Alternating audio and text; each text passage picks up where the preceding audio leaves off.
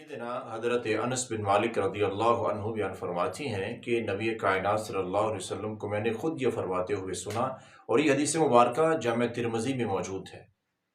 बयान करते हैं कि प्यारे आका ने फरमाया कि मन सल्ला लिल्लाहि अर्बईना यौमन फी जमाअतिन युदरिकु तकबीरतल ऊला, जो बंदा 40 दिन पांचों नमाजें बाजमात इस तरह अदा करता है कि वो तकबीर ऊला के साथ नमाज पढ़ता है।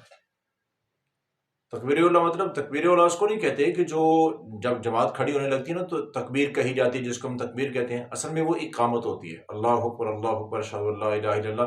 तो ये जो होती है ये इकामत होती है, ये तकबीर उला नहीं होती है।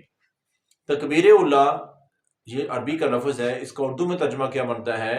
उर्दू में तर्जमा इसका ये बनता है पहली तकबीर। उला मतलब पहली, तकबीर मतलब तकबीर।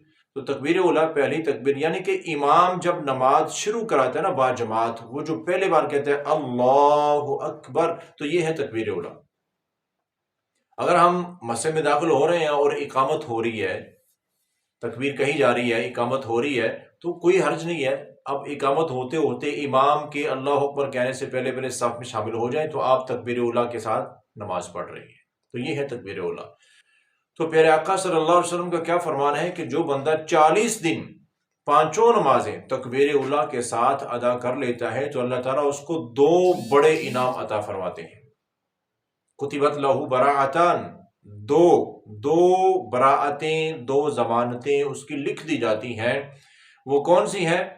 फरमाया कि बराअतुम मिनन निफाक, दुनिया में उसको ये इनाम मिलता है कि अल्लाह ताला फरिश्तों को हुक्म देते हैं कि लिख दो ये बंदा पक्का सच्चा मोमिन है, इसके अंदर किसी किस्म का कोई निफाक, इसके ईमान में कोई कमी नहीं है।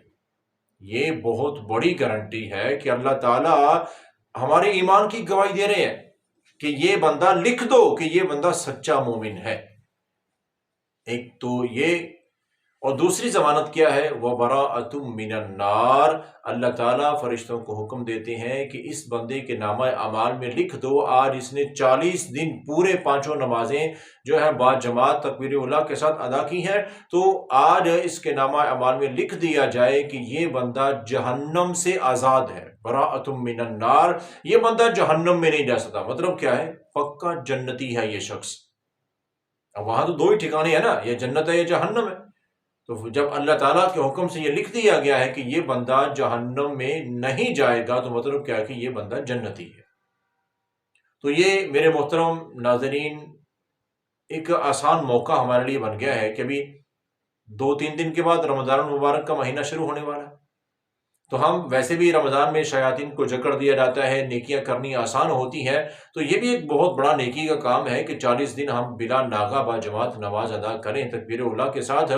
तो 1 महीना रमज़ान का ये हम अभी से नियत कर लें, रमज़ान शुरू होने वाला है तो हमने ये काम करना है, तो इस रमज़ान से फ़ायदा उठाएं।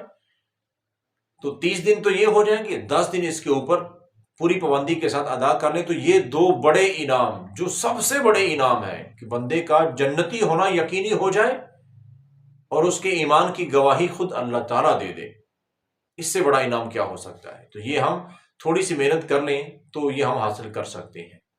वैसे तो बंदे से कमी कोताही हो जाती है, तकबीर उला से रह गया, कभी रकत रह गया, कभी नमाज जमात से रह गया, नमाज तो उसकी हो जाती है, अकेला भी पड़ेगा, लेकिन ये इनाम नहीं मिलेगा ये वाला। तो ये जामिया तिरमिज़ी में सही रिवायत है, सैयदना अनस बिन मालिक बयान करते हैं। तो अल्लाह से दुआ है अल्लाह ताला हमें ऐसे मौके से फ़ायदा उठाने की तौफीक अता